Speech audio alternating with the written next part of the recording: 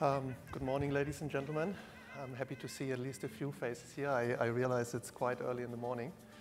My name is Dirk Wagner. I'm the coordinator of the Resource Efficiency Subprogram of United Nations Environment. And today is the first of our very short, we call it lightning rounds. We're going to talk about the topic from risk to impact. So we're not only going to talk about risk mitigation, but also about how to create positive impact. We want to highlight some innovations and tools. I've got three panelists here with me who I will introduce in a second. And the idea is really to present some innovative tools which will help to align finance with sustainability.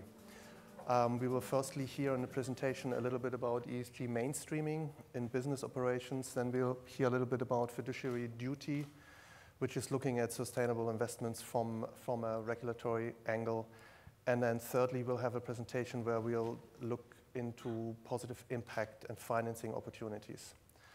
I would like to introduce now the panel to you, which is today with me. Next to me is Elodie Feller.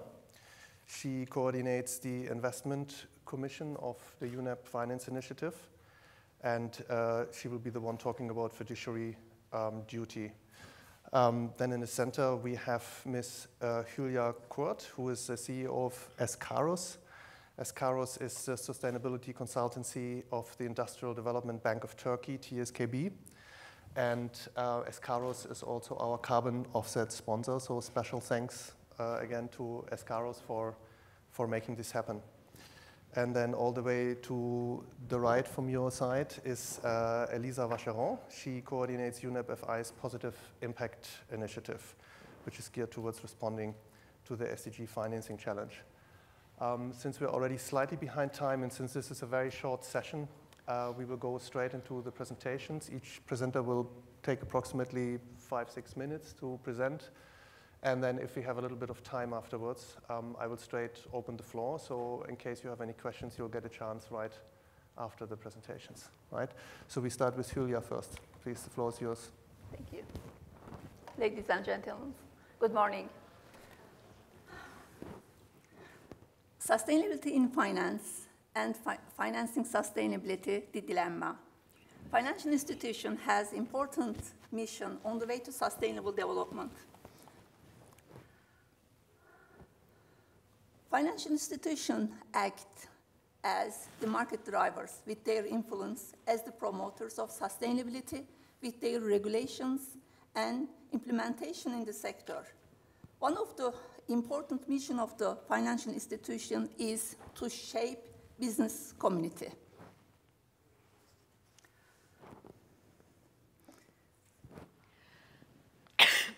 What we need as financial institution? I like to share some best practices from Turkish financial sector. I believe it would be applicable to all countries as well. The first need is guidance for the sector. What's the sustainability? It means its governance. Only rules or requirements, or it has an opportunities. The second need is tools to understand the total meaning of the sustainability, to manage the sustainability, to improve, to report, to disclose.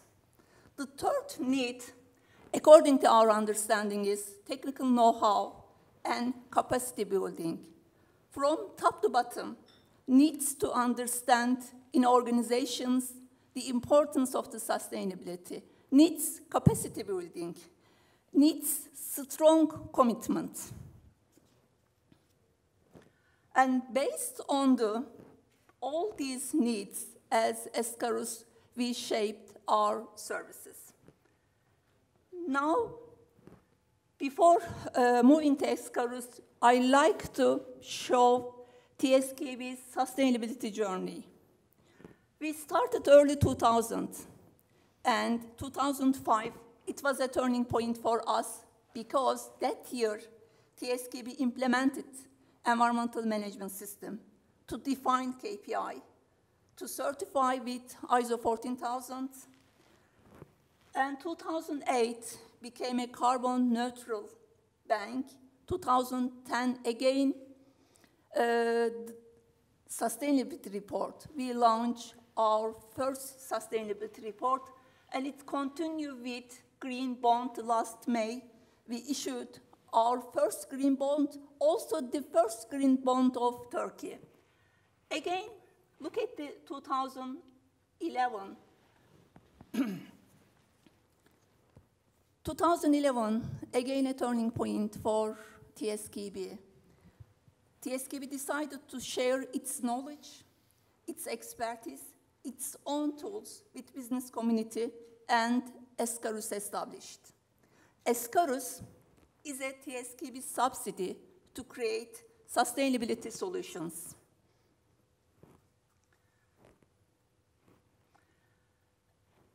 Eskarus responsibility, Eskarus service mix designed to promote sustainable development activities in Turkey, in public, in private sectors.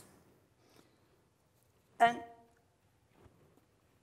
when we quickly look at the Eskarus service mix, our vision is to be the consultancy firm leading support extended to sustainable development, and we categorize our services into 4.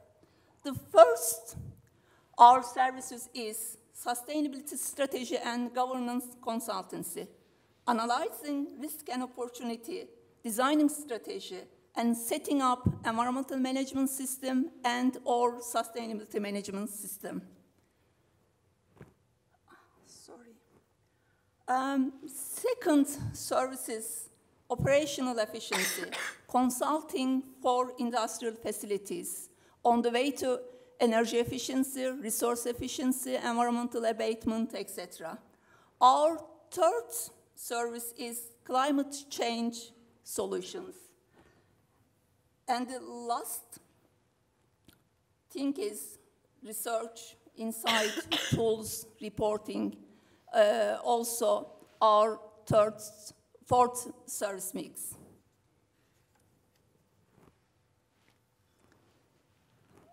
I skipped this one. And implementing environmental management system, which is very, very crucial for very concrete sustainability strategy for each institution. And how we do that? Implementing management system based on the application of national and international ESG assessment methodology to organization, which is very comprehensive, all-inclusive, and tailored process for each firm in line with their current structure and needs and targets. This is the sustainability management system. The system ensures banks' lending operations comply with national and or some international best practice like IFC performance standard or Equator principle. The governance of the sustainability is a step that marks one of the most important phases in sustainability consulting services by Eskarus. During the implementation sustainable management system, it is necessary to structure how, with which structure and with which workforce and internal capacity. We establish functional structures tailored for each company in the view of the sectoral and corporate priority. Our third business is sustainable operational consultancy, which includes technical, operational, and environmental and social due diligence and monitoring services for lenders and buyers. In the beginning, I mentioned the importance of the tools. Yes, tools is very, very important to define the dimension of the sustainability within any organization. We have several tools, like ARET. It's an environmental and social risk and impact scoring tool. We have Energy Matter. We use it for calculating energy saving coming from energy efficiency or resource efficiency project. We also have a zero carbon principle. That's the principle for calculation of the gas emission, GHG emission of organizations, facilities, building, etc.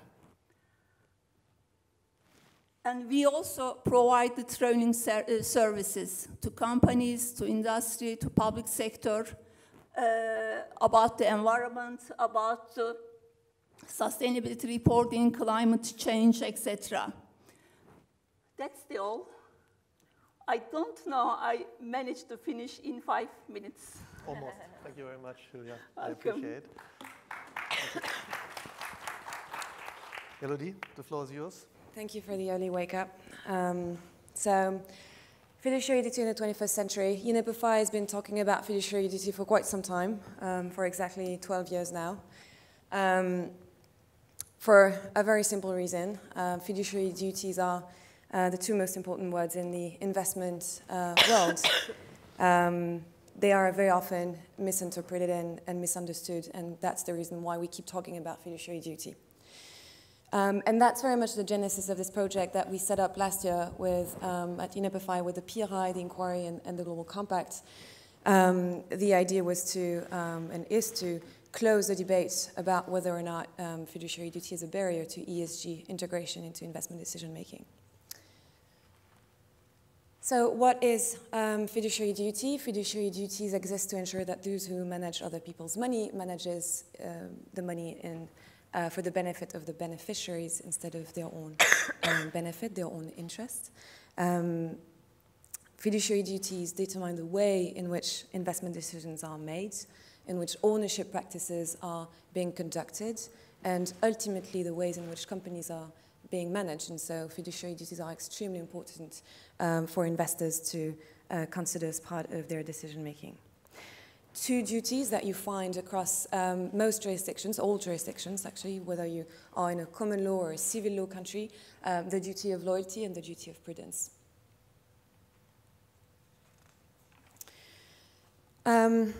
So last year, what we did is we went through an extensive consultation process. We interviewed executive managers from investment institutions. We interviewed regulators, securities commissions, pension regulators. We interviewed consultants and legal advisors to find out what the stage of ESG integration in practice is, and also how regulation and policies had evolved, and how the legal framework had evolved in 8 countries. So we looked at the US, at Canada, the UK, Germany, Japan, Australia, South Africa, and Brazil, so a mix of developed and developing economies. The report found, and the report is available online, and it's been online for a year now, that there is, that fiduciary duty is just not a legitimate barrier for not integrating ESG. It's just not a legitimate barrier, although it's been cited very often in the interviews we had. That there is no discretion to not consider factors that are financially material. That sounds obvious to everyone, but it was not necessarily obvious in the consultation process we had. And that failing to consider ESG long-term value drivers, of which ESG are part, is a failure, is a breach of fiduciary duty. So despite these findings, we found that investment institutions, in some countries more than in others, legal advisors and consultants continue to interpret fiduciary duty with a very narrow definition, and they keep thinking that integrating ESG might reduce their investment universe or might introduce some political interference in their investment decision. And so despite the fact that PRI is now so big, it has so many signatories, and half of the markets of the institutional investment market is committed to integrate ESG, well, in practice, ESG is not systematically happening, and the misinterpretation of fiduciary duty is one of the barriers to that. The report recommended that we need to enhance the regulatory frameworks that should reflect a modern definition of fiduciary duties, one that requires long-term value drivers and ESG to be fully integrated in the definition of fiduciary duty. So we set up a 3-year project with the Generation Foundation and PRI to develop a three-year project that has three components. The first is to develop 8 country roadmaps, so to look at the countries that where we had interviews last year, to deepen the analysis and the recommendations, and to come up with specific interventions, specific regulatory interventions that UNEP-FI and PRI, together with the UNEP inquiry, would like to take forward in these countries. So it was very much to engage with the pension and the securities commissions in each of the countries to identify where there are gaps and where fiduciary duty should be clarified in the regulatory frameworks. We launched last week the UK and the US roadmaps, and they are online on the UNEP-FI website. The second part of this project was to launch a global statement on investor obligations and duties, so as a call from the investment community to to call governments, policymakers to act and to clarify fiduciary duties in their national legislation, but also to work on a harmonization of this, the definition of fiduciary duty, which integrates ESG. The statement is online. It was backed and supported by the French Minister of Finance, and we're still collecting signatures to support our work. The third component of this work was to extend the research into investor obligations and duties to major Asian markets. So we looked at China, where China this year and going forward chairs the G20 Green Finance Study Group, so where there was a lot of work at policy level going on. Malaysia, Hong Kong, Japan have issued stewardship codes. The Singapore Stock Exchange requires sustainability reporting from listed companies. So a lot of innovation from the policy and regulatory areas had been coming over the past 3 years, and we thought it was interesting to look at what's happening in these markets. Just to go straight into what we aim to do at the country level, so what we call our country roadmaps. So the roadmaps are the result of, again, very intense consultations and in-person meetings. For the UK roadmaps, we have interviewed between 30 to 40 institutional investors, the regulators. We've interviewed also legal advisors and had, again, consultants involved. This is just a very short summary of the recommendations we have from the UK roadmap. And what they do is they deepen the research we did last year. The example, one example of what we aim to do with these recommendations, and specifically for the UK, just taking the first one, which is revisiting the investment regulations. What happened in the UK in 2014, an advisory body called the Law Commissions clarified in its report that there is no impediment to trustees taking account of ESG when they are or may be financially material. So clearly, the Law Commission in its report clarify the fact that fiduciary duty and ESG have to come together in the decision-making process. But the investment regulations that come from the Department of Work and Pension, the pension regulator of the UK, don't make that clarification. And so we think that the investment regulations should make explicit that ESG is required where it is financially material. We always work within the materiality, this notion of financial materiality. And for that, we want to use the window that is going to open through the implementation of the European directive, which is called the IORP2 directive, that is going to ask 125,000 corporate pension plans in Europe to integrate ESG in their investment decision process. So they will open a large consultation process, and we think that it will be the right moment to engage the Department of Work and Pension on the investment regulation. So the way we engage is by convening investors, convening stakeholder groups, including civil society players and everybody in the UK that has been talking about that. This is not news to the UK investors and UK players. So really, it's just to foster and the movement and make sure that the voice of investors get heard. The project, and so we have 8 country roadmaps. So we do this, we identify this in 8 countries, and we are now in the phase of prioritizing what we want to do in each country.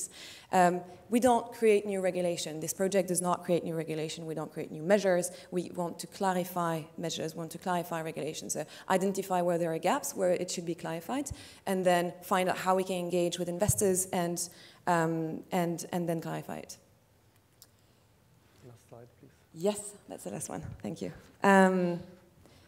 Voilà, I think this is it. So we cover 8 countries, plus 6 Asian countries. All the material is available on Fiduciary Duty, 21.org, or the UNEP-FI website. We've been talking about that for 12 years, and we need to stop talking about that. We need to make ESG integration part of investors' fiduciary duties. Some countries are much more advanced than others on their regulatory frameworks, but it's still not there fully. So thank you. Thank you.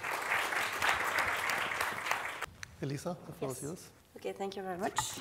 So the genesis of the project, so it's just the annual SDG funding needs is 5 to 7 trillion a year till 2030, but we see that today existing financial products and services only provide a limited amount for this funding. So we have a huge funding gap, and we need to fund it. That's the genesis of the project.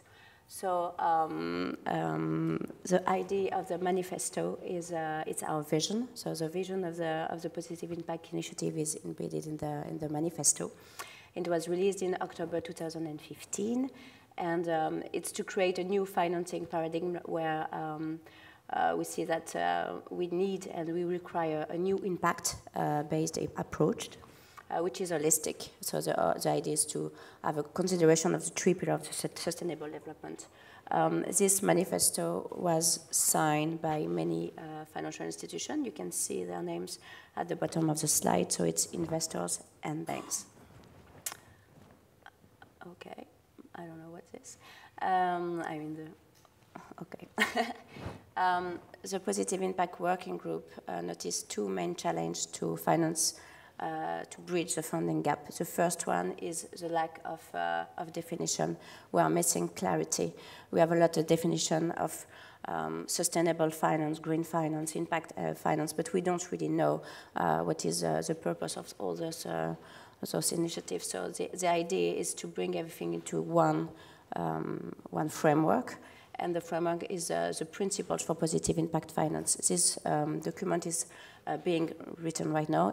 We have a first draft, and it's circulating. It's for consultation. So do not hesitate to give us our feedback if you have any. It's going to be published in January 2017, in a few months. And the idea is, again, to provide a common language for the finance community to assess what is positive impact finance. So we define what it is, and we give tools to assess it. The second challenge is a lack of business. So we are missing opportunities. Basically, we don't have sustainable, bankable or invested SDG-related projects, and we need to find those. So the solution we are providing is in 2 ways. So the first one is to write a grounding paper. We are doing that with WBCSD and PricewaterhouseCoopers. So the idea of this paper is to show the scale and the nature of the funding gap. What are we talking about? And to find solutions to finance this gap. This paper is going to be published during the World Economic Forum in Davos in January. So we are working on it actually, and the process is very interesting. And the second part is experimentation part.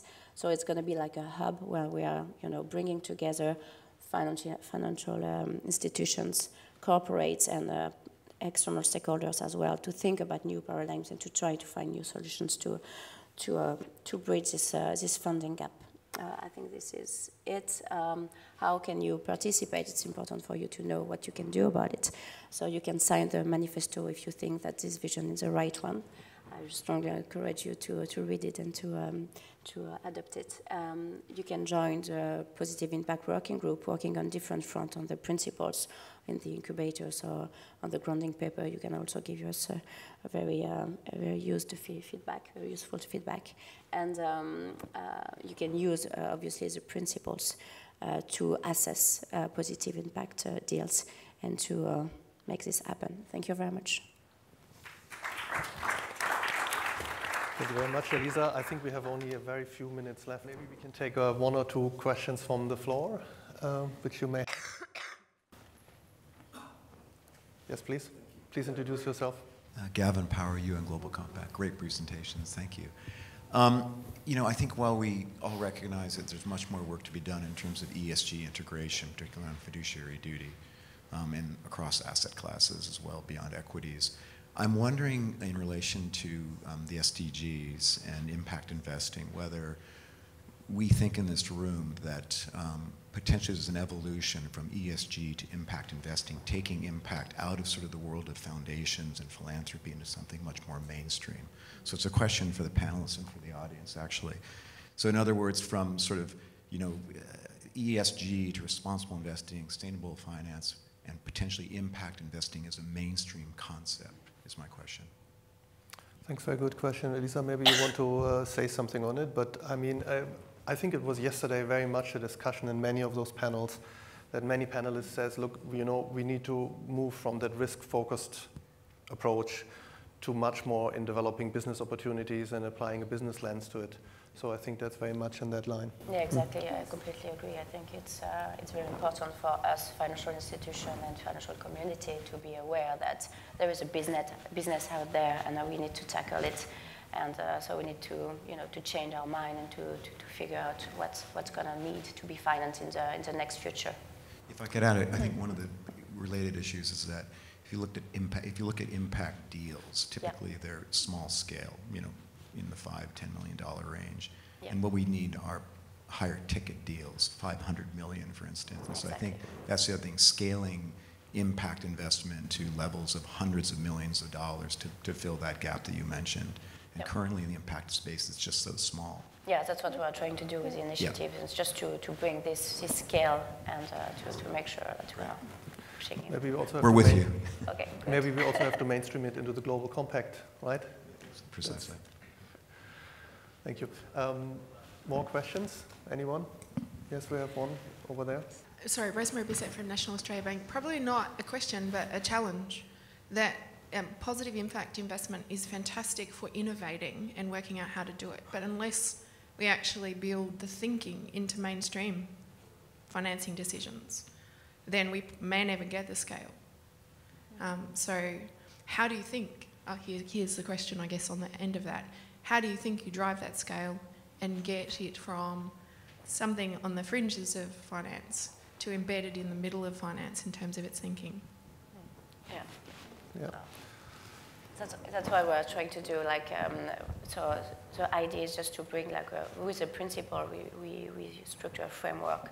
The idea is just what is positive impact finance? How can we assess that? So it's very simple. You know, you have like 4 principles, very easy. So everybody's going to say, okay, this is what if I want to produce this kind of financial impact, that's what I need to do. And then we are working on new concept and on the incubator mode, just to try to find new business model to make sure that we are financing the unbankable. Just trying to find the right word there. And because we know that there is a huge market right there, and we're trying to find, you know, the right way to address that. Elodie, I think you also wanted to add to that. I think fiduciary duty plays also a huge role in that regard. I don't know about fiduciary duty and the way we define fiduciary duty right now. Fiduciary duty remains in the scope of financial materiality, so being proactive in terms of financing impact-based assets, I'm not sure fiduciary duty is ready as a concept to move in that direction. But I think to respond to both of you, I think the way we try to connect these two initiatives is by saying that there's a lot that, so banks are risk takers and they're risk institutions, and same for investors. So the problem we have is we have unbankable assets and we have risk and return profiles of companies today that just don't match what investors are looking for. There's a lot that can be taken from the ESG space. The risk element should not be just put aside and just look at the opportunity, because within the opportunity you also have a risk, you also bear a risk. So the way we want to reach the mainstream is by starting with what we have already in the mainstream, so the tools that you guys have to already engage with companies, screen your portfolios, and the change that needs to happen is to move from a solely risk-based perspective into an impact-based perspective, and try to shift this mentality of solely looking at the risk But adding to this, what is the impact that I'm trying to create with that same asset? And by the time you're able to screen your portfolio and have a positive impact screening of your portfolio as an investor, or as a bank in the loans and in the instruments that you create for your clients, then we'll start to shift slowly this mainstream industry. With the positive impact, what is interesting is the fact that we work with banks and investors, and the huge part of what we're trying to address is the debt, is as an asset class, is debt. And so how do you, from the origination to the buy side, how do you create a flow of assets that are responding to certain impacts? And fixed income portfolios in the ESG mainstream industry are barely tackled just because transparency is not there and there is no data. So I'll just stop here, but I think it's pretty complementary. All right, thanks a lot. I think we have to actually stop it here. So thank you very much to the presenters and to the audience. Thank you. Thanks a lot. Thank you.